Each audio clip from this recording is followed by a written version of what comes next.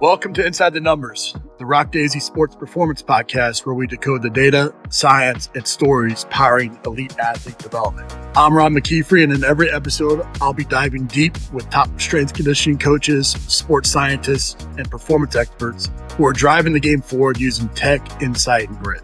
Hey guys, welcome back to Inside the Numbers. I'm your host, Ron McKeefrey, and super excited to have a friend of mine, Dr. Jason George. Jason has been with the Texans. He's been with the Broncos, Jaguars, the Bears. He's most recently at Wake Forest, and now he's consulting and writing currently, and just one of the guys that is at the forefront of high performance sport in the profession. And I wanted to get him on and just kind of talk about how this field has changed in our 30 plus years of doing this, man. So really appreciate you being on the show. Thanks for having me on. Looking forward to the conversation. Well, let's start there. I mean, you and I have been doing this for a long time, and we've seen it a bunch of different ways and how the profession's grown. When it comes specifically to performance, high performance, data analytics, technology, those pieces, how's this field changed in over the course of your career? I mean, it's changed dramatically in terms of how you look at data, the technology that's available, the analytic piece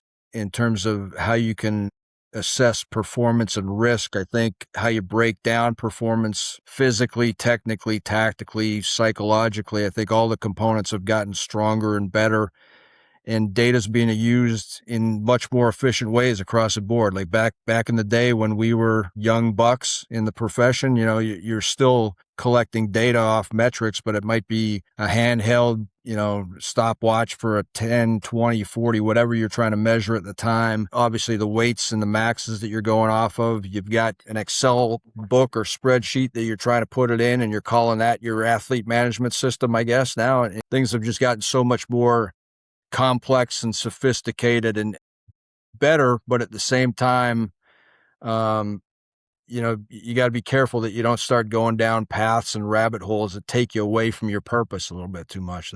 Yeah, for sure. I've said this, I think, on the show before, but like, I still remember my first year coaching, getting on an Excel spreadsheet thinking I was hot stuff and typing in, column 1, 40, 41, column 2, 42, and then taking my calculator out and averaging the two and putting it in column 3. And I thought I was hot stuff being able to create this kind of spreadsheet. And so it's gone, it's gone leaps and bounds. You've been one of the first guys to really kind of drive this high performance model throughout, and specifically football, but in professional sport. Kind of how did you, obviously you started in strength and conditioning, kind of grew to that, but how did you make that transition and kind of educate these departments, these organizations, that this kind of high performance director position was needed? So I think I've had a long-term vision of it since I was the head strength coach at the Bears, and seeing we had great practitioners across the board in terms of our athletic trainer, our sports psychologist. We didn't really have a full-time sports science person there. It was kind of like the nutritionist / sports science together, but great people across the board. We just didn't have a lot of synthesis in terms of our data and in terms of our philosophy of how we did things. And I just thought there's, got to be better ways. It's kind of like an offense that didn't have a coordinator, like the O-line guy is just doing his own deal and the receivers are running their own routes, but nothing's really coordinated and syncing up. And I thought that role is so necessary for this position, not only for the health, but the performance piece as well, like how you're blending physical, technical, tactical, psychological aspects of performance together. You need to see that from a big picture, and you need to have people that can synthesize and integrate across all those areas. And then, not only the high performance team there, but stepping into coaching and stepping into player personnel and seeing the need for great relationships and two-way communication of perspectives there. And that's kind of how I got started in it. I started my doctorate late, while I was the head strength coach of the Bears, and transitioned from there to the Texans in a more of a sports science role / strength conditioning role, but had that long-term vision that after I completed the doctorate, I wanted to get into this high performance area. And I was actually talking with a Major League Baseball team about being their high performance director in 2021. And I was hesitant about it because I still think context and domain expertise matters, right? And they seemed to have less of a problem with it than I did. And I was kind of, Right. I was like, I don't know about spin rate on pitches and all these things. And like, oh, you'd bring a new set of eyes to the environment. I'm like, okay, but you want your leader having those new set eyes, or do you want, somebody on your staff? I see a value in that, but I don't see the person who's making the decision and calls. You need to have that contextual information and knowledge to me. So I got a call from an old friend at Wake Forest, the head coach there, and told him, I'm looking at doing this role in Major League Baseball. And he kind of just said, well, why don't you come over here and do this role? And that's kind of how I ended up at Wake Forest doing that and trying to integrate the areas of sports medicine and strength conditioning and sports science and nutrition and sports psychology, both philosophically and with the data in all those areas. So that's kind of the story of how I got to Wake. I think it's, the way you put that, I think I've not heard it that way, but I think it's excellent, for being able to put it in somebody else's terms. But,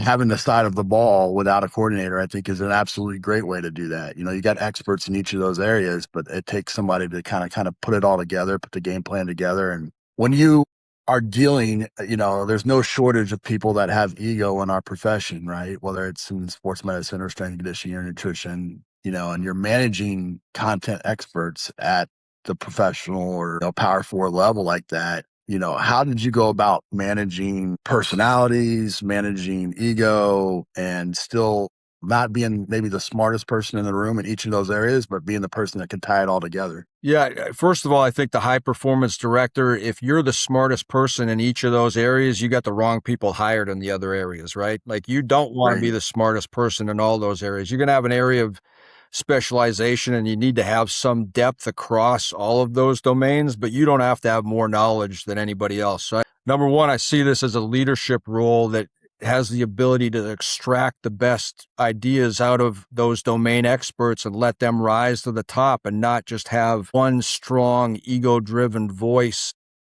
claiming, stifling ideas and not allowing them up that way. So that's kind of how I tried to approach it. I tried not to put my fingerprints all over the place, especially right when I got there, because I walked into a situation that had an existing staff in place and they had a lot of things that they are comfortable with. And the head coach kind of gave me directives about, I want to bring all this together, but at the same time, I want to make sure that we're keeping good people and relationships intact. And so it's really about, when you have to criticize somebody, it's kind of like the medical term minimal effective dosage, right? Like if you're going to give somebody a dose of medicine, you don't want a bunch of side effects that go with it. So if anything, I probably started a little too easy with the dosage, but gradually over time, if you have to have conversations, you have them and you get people on board.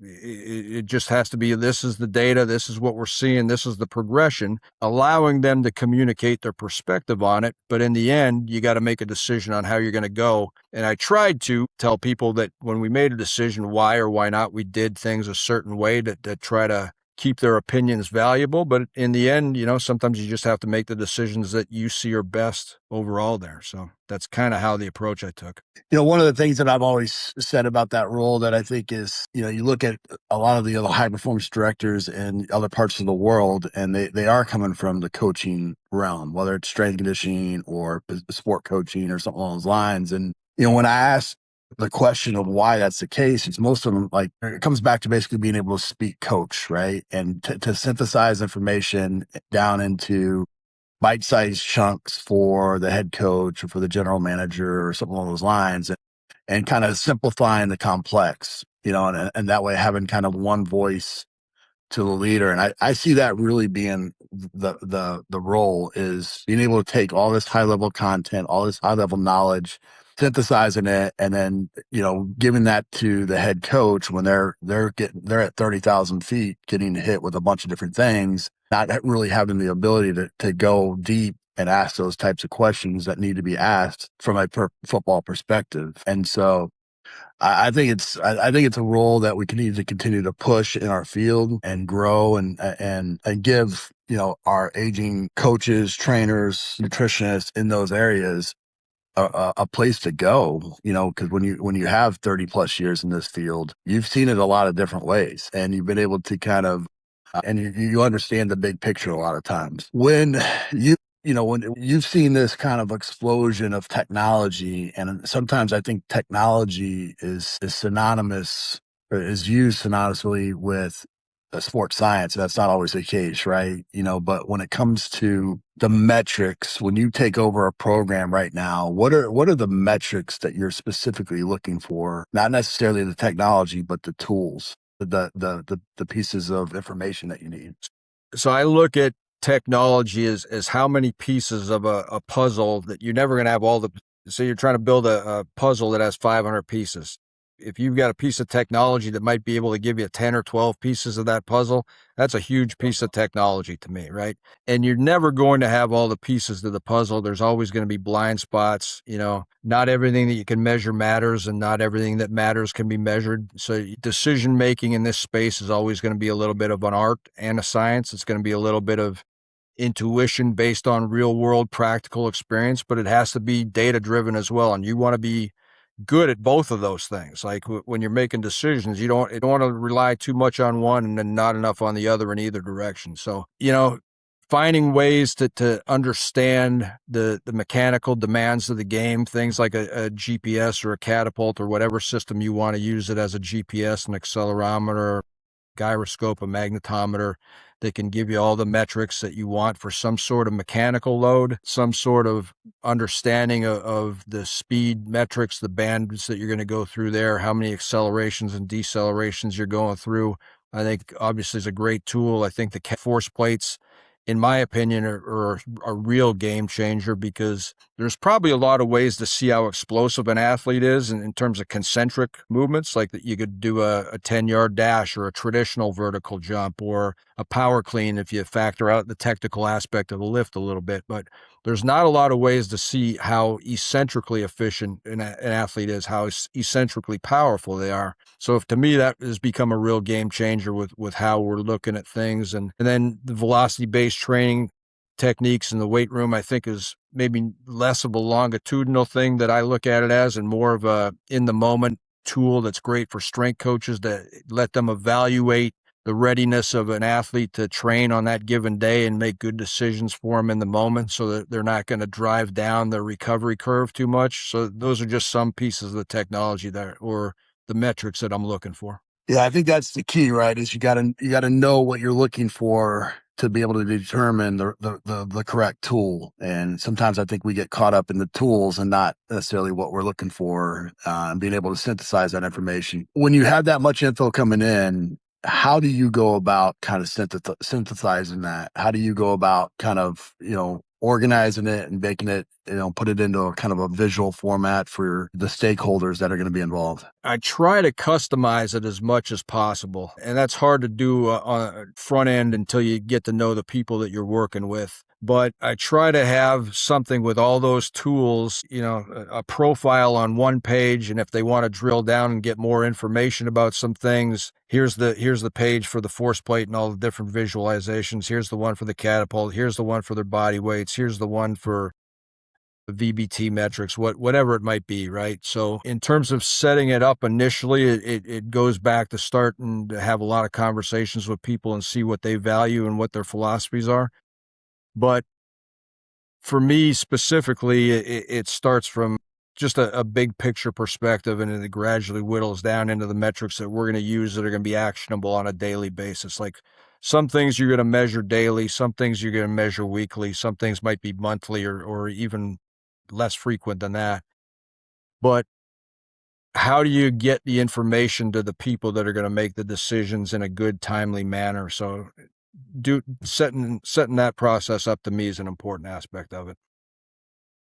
But when you have the education that you have, the experience that you have, and now the data and the knowledge, you know, the tools to kind of really identify issues within an organization, when dealing with sport coaches that you've worked with, for whatever reason, they don't want to listen to that information. They don't want to accept the data. How have you gone about having some of those tough conversations, um, or when there's a difference of opinion on, the whoever that the decision maker is going contrary to the information that you have access to? That's a great question. And the answer to me is usually meet them where they're at in terms of how do they see things, and what are the strategies that they use to evaluate performance.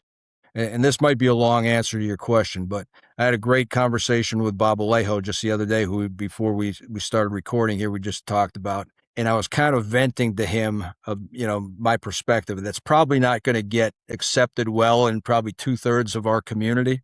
But what I said to him was, we've got all these people with performance in their titles, right? We got Right. sport performance coaches, we got performance therapists, we got performance scientists, we got performance dietitians. I even saw, about a year ago, somebody put out like performance social media coordinator. And I was just like, but this is the unpopular take, that if you have the word performance in your title and you're not evaluating the game tape, which is the performance. Like, let's be crystal clear. The performance is the game tape. That's the top of the hierarchy. The second highest hierarchy is the practice tape. And then you can make arguments about all the characteristics of performers that we measure and evaluate. That's not the performance, and that's a difference there. If you have performance in your title and you're not evaluating the game tape, you are either A, inappropriately titled, or B, not doing your job right. So, Great. So if I'm talking with a football coach and I can't show them what I mean off the game tape, then the conversation goes in their favor, But if I'm telling a coach or a player or a personnel guy, anybody who lives in the tape, those people live in the tape, players, coaches, and personnel. So I've got to meet them where they're at in the tape and show them, hey, we might have an athlete that doesn't like doing single leg work, but I'm seeing his eccentric rate of force development, the way he can put on the brakes on one side is really inefficient compared to the other one. And if I show him on tape, when you're cutting to your right, you're making all these plays, but when you got to go left, look what's happening on the tape, and you're a half step behind here and there. That's how you get buy-in across the board from people, is show them what's important to them and where they're deficient. Not in some fancy word of eccentric rate of force development. That's going to go way over the head. Show them on the tape where they're deficient, and then you're going to make changes. You should, as soon as you say that to a player and they see it on tape, you go to the strength coach 2 weeks later and like, I don't know what's gotten into this guy, but his single leg stuff that he usually is dogging, he's doing all the time. I don't know what you said to him. It's like, I showed him on the tape, So that's kind of how I meet players and coaches and personnel people, is in the medium that they're in all the time. That's so well said. I say this in a much less PC way to people all the time, in that, like, I think you can be a very, very, very, very, very good strength coach for a sport you didn't play, but I don't know if you can be a great strength coach for a sport that you didn't play. I agree. Because of that reason right there, to really truly understand the game, to be able to take it and put it in perspective using game tape and those types of things. Like, I could be a very good baseball strength coach, but because I didn't play it at a high level, I don't know if I could be a great one. And I think that's the reason why. I mean, you just summed it up in a much more eloquent way than I would. But that's the reason why, is being able to take that kind of application of knowledge and put it in perspective for those stakeholders. I think that's super important. I don't want that to be missed by the people that are watching this. We're 30 years into this profession or so. What's the next 10 look like for sport when it comes to high performance? I think not just sport, but every industry, it's going to be AI. It's going to be how artificial intelligence influences. Big data is not going away. It's only going to get bigger. And the people who can do it well, that's going to be one aspect of it. And I think, when you get to the point, like all these coding languages, whether you're coding in R or Python or SQL, it's a language that you have to speak to it. But the AI is going to get so good that you can talk to it in English and it's just going to spit out its code to you however you want to do it. And that's going to save a bunch of time, and it's going to give you deeper analysis. It's going to give you individualized programming more for athletes. I think that's one aspect of it. And the second part I see really stepping up in the next 10 years is going to be like video simulation training or virtual reality training, because I think it's the last 10 years. 10 years ago, we started using it with the Bears, and it was kind of janky and shaky, and I wasn't a big fan of it. It's gotten a lot better since then. And 10 years from now, like if you can teach a quarterback how to make reads without the physical wear and tear on their body, but the information is so good and detailed on the screen, and you can put them in situations where you put your play calls up against the real world reactions, or as close to real world reactions in the virtual world as they're going to see, not at the bird's eye view, but the mind's eye view that they're going to see it at, and collect and make decisions off that information on the field in that perspective. I think the potential for that to take performance up to the next level is going to be huge. I couldn't agree with you more. I think that's absolutely where it's headed. All these coaches, especially strength coaches that are listening to this, like, that hang their hat on writing a workout.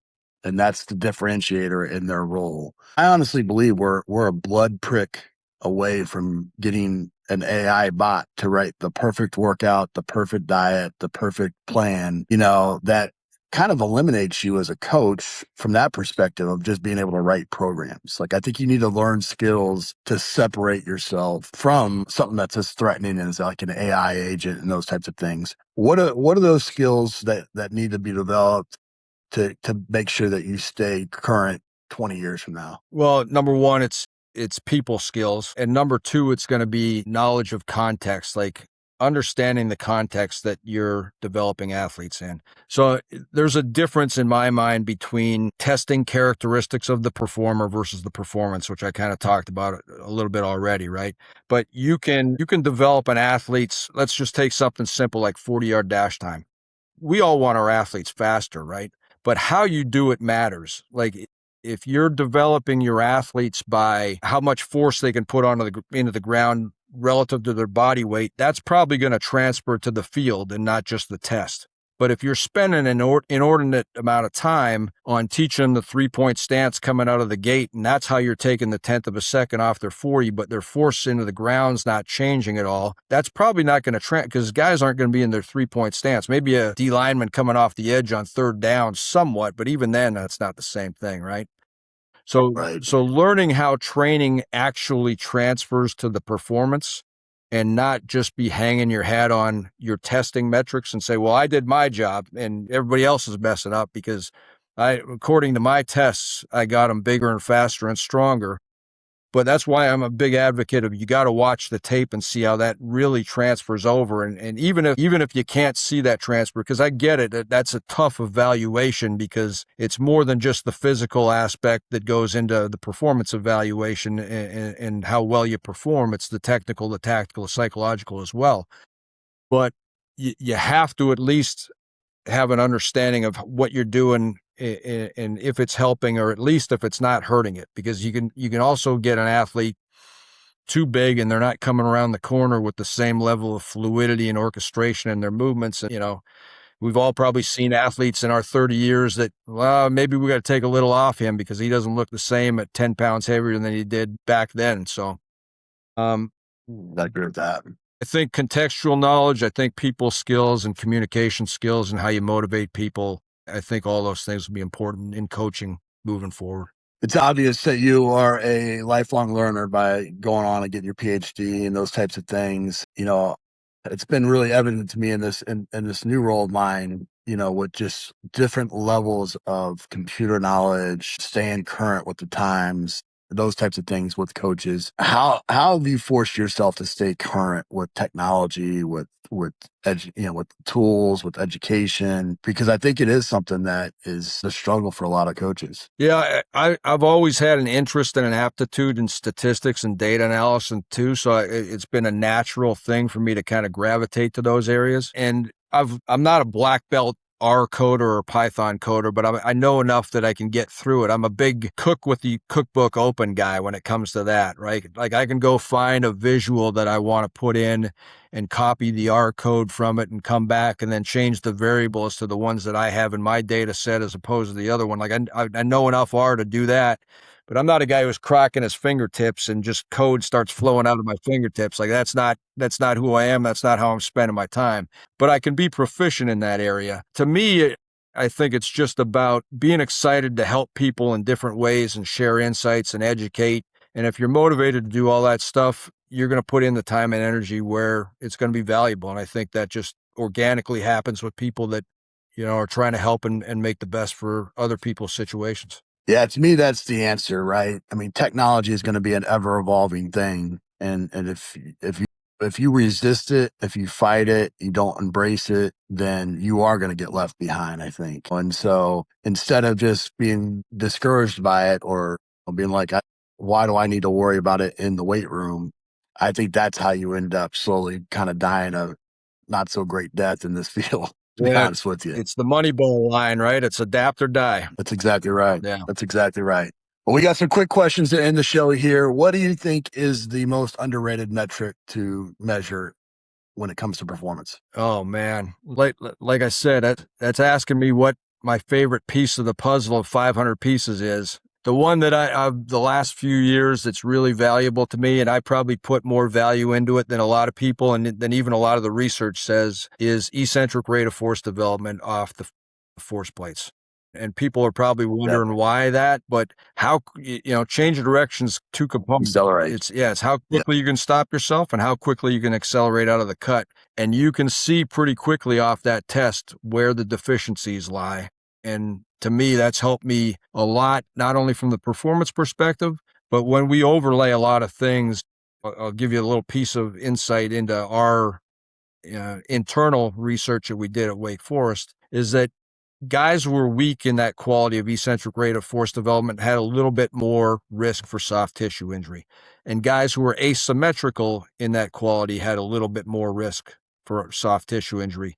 Guys who were both, the interactive effect between those things was through the roof. Like some years, 17 times more likely to have man games lost than the rest of the roster. So that's probably the high end range. The low end range was like 5 or 6 times in the rate of man games lost from soft tissue injury. So to me, that one quality, if you're asking me for one quality that's really changed the game for me in the last 5 years, I'd say that's it. Yeah, that's great. If you could only purchase one piece of technology, what would it be? Man, again, you're asking me that question about my favorite pieces of the puzzle. I would say I've learned more from the catapult system than I have from any other ones, and they give you a lot of pieces to that puzzle. But for where I'm at right now, I would say it's the force plate, for that reason that I gave you about understanding Yep. eccentric versus concentric metrics and all that, the force outputs. I'm interested in the 1080s, but I'm at the level of interest right now, but